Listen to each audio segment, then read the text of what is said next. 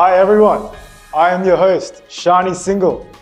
Welcome to BTT World News. And I'm your host, Kaushik. Today we'll go through the latest news updates from around the globe, beginning with news updates across Australia.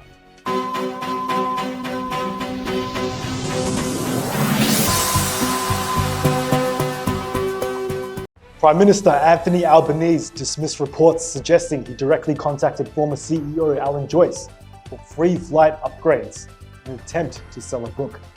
Albanese clarified that his interactions with Joyce were limited and declared adhering to ministerial protocols. Coalition, concerned about possible favouritism towards Qantas, is considering an inquiry and may call Joyce to testify. Albanese criticised opposition leader Peter Dutton for targeting his family over the matter. Queensland election result sends warning to the federal Labor. Following the Queensland election, Treasurer Jim Chalmers labelled the LNP's 7% swing under David Crisafulli as decisive, highlighting concerns for federal Labor. The result suggests declining support for Labor, especially among lower-income voters troubled by crime and cost of living issues. Despite recent incentives such as energy rebates, the Labor government faces challenges in Queensland, a critical state securing federal seats. As preparations for the next federal election continue, Labor is urged to refine its strategy beyond short-term promises. A year-long inquiry into Australia's COVID-19 response found that delayed vaccine procurement led to a higher death toll, substantial economic losses, and lasting public distrust. The report, overseen by experts including Robin Kruk, Angela Jackson, and Catherine Bennett, praised Australia's pandemic management relative to other countries, but highlighted areas for improvement. Key findings noted mental health impacts, increased domestic violence, and healthcare backlogs. The inquiry recommended establishing an Australian Centre for Disease Control by 2026 to improve preparedness, urging review of pandemic-related policies like JobKeeper and superannuation access, which contributed to ongoing inflation pressures.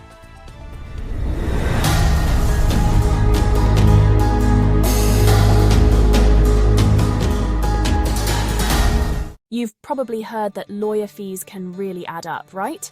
Imagine how much money you could save if you handled most of your legal case yourself. With BTT Lawyers now you can.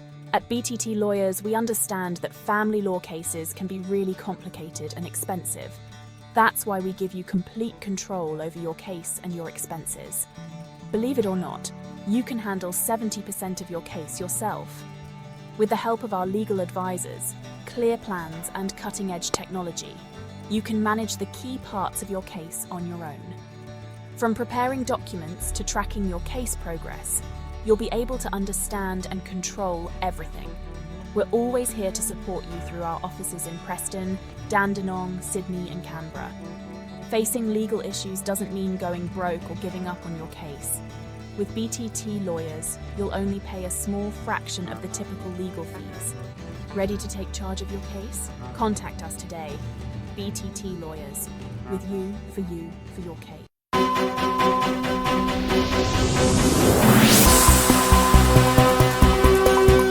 Now turning to this week's most pressing international news topics.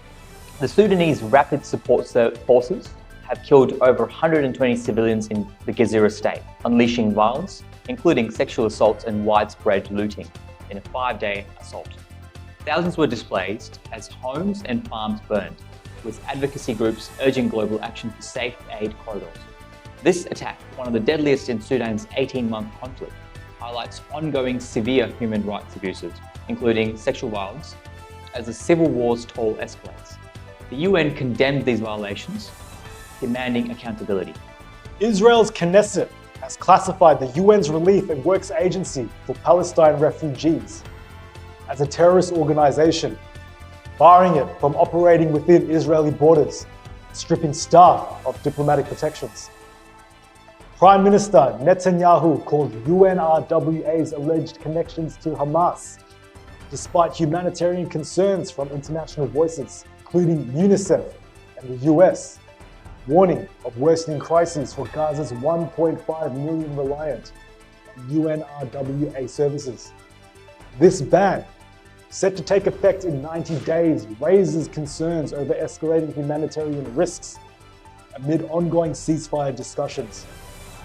Over 40,000 Palestinians have been killed after Israel's attacks on Gaza since last year, October 7th. Barack Obama criticizes bigoted speakers at a Trump rally, and Harris vows support for Americans as the election nears. With the US presidential race deadlocked, former President Barack Obama criticized bigoted speakers at a Trump rally, while President Kamala Harris held a Michigan rally promising to lift up Americans. As polls show Trump and Harris tied at 48%, concerns grow over potential post-election violence. Additionally, officials are investigating ballot fires in Washington and Oregon, with widespread anxiety over election security and outcome stability.